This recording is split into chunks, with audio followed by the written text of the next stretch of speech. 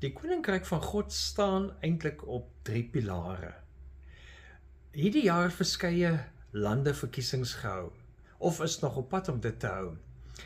Ek het geglimlag want verskeie verslaggewers is totaal onkant gevang, al het die voorspellings gewys wie die moontlike president of dan eerste minister kan wees. En dan kom 'n ander party in en hulle wen, en nou word nuwe politieke partye die leiers in die bepaalde land. Wanneer mense saamgebring word as nasie, volg almal 'n bepaalde stelsel en waardes waarop hulle besluit het. Nou in die Bybelse tyd is dit 'n koninkryk genoem. Hulle het in daardie tyd baie sterk gewerk met die beginsel, daar's 'n koning wat heers. Al is daar raadgewers, is dit die koning wat die finale besluite neem en die rigting en die lewe dan in die koninkryk bepaal.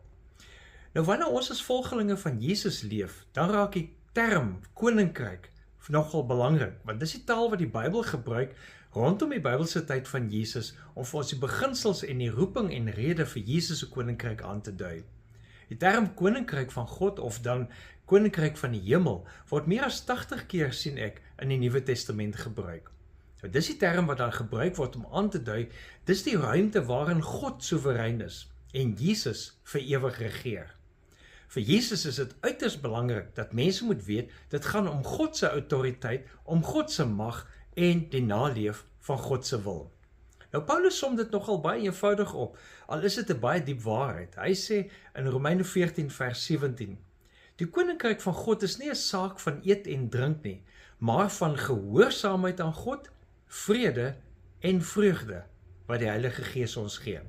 Nou dis die 3 pilare, die soort van 3-poot pot as mens so 'n beeld kan gebruik, waarop die koninkryk van God staan, alles by mekaar hou.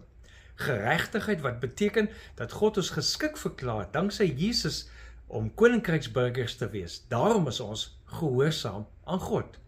Vrede is om deur die Heilige Gees se harmonie met God en ander te leef, juis omdat God se koninkryk een van liefde en vergifnis is. En dan vreugde, omdat ons in die regte verhouding met God is en die Heilige Gees ons dan uiteraard met vreugde vul.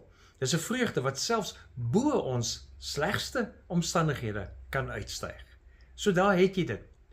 As navolger van Jesus is ons deel van die koninkryk van God en daarom moet ons toelaat dat ons gedrag en ons gedagtes geleef word deur gehoorsaamheid aan God, vrede en vreugde wat die Heilige Gees ons gee.